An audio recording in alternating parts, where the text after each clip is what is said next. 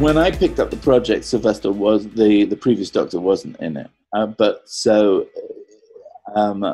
I was told not to read any of the previous attempts, and I didn't. So it was a natural thing for me to say, well, of course, if we're going to have a new Doctor, we have to see the last Doctor die. Now, there was a debate because obviously Universal didn't care. You're just starting a new show, let's just start it with the Doctor, which is kind of what they did in 2005 when they brought Eccleston in. Let's just reboot. So there was that discussion. But I think, I felt, and so did Philip Siegel, and so did Trevor Walton, and so did the main players involved in producing the film, BBC. The BBC actually were, didn't really care that much, but they weren't sure whether or not Sylvester should be there at the time, as far as I remember.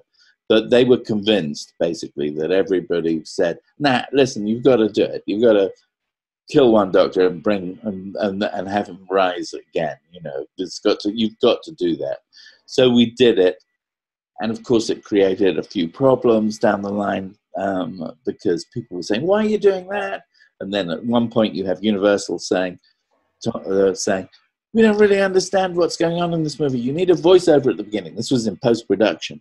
So I ended up feeling like the newscaster in Network, being hauled into a room with the head of Universal sitting in the dark saying, "You need a voiceover to say what's going on at the beginning." And we ended up having to write that voiceover, which it always pisses me. I almost block my ears when I listen to it because it's giving away too much and it's confusing things at the beginning. It would have been better just to, as the original script, just go into it. But that's all Monday morning quarterbacking, as they say here. It's not really. It is what it is. I don't mind it now. You know what I mean? You go along with it. But it is very much, a question. Do you bring the old Doctor into play when you revive a show? Do you bring it back?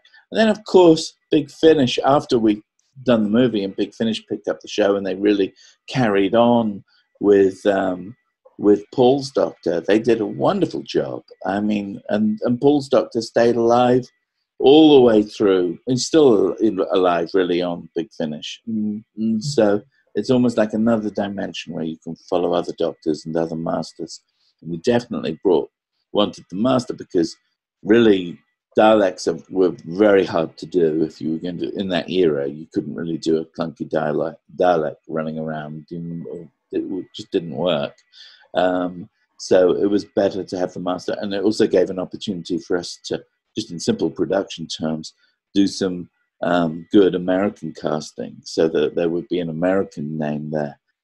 Because ultimately, out of the 5-6 million that they were spending of it, only 1 million of that money was coming from the BBC. The rest of the money was coming from Fox and Universal.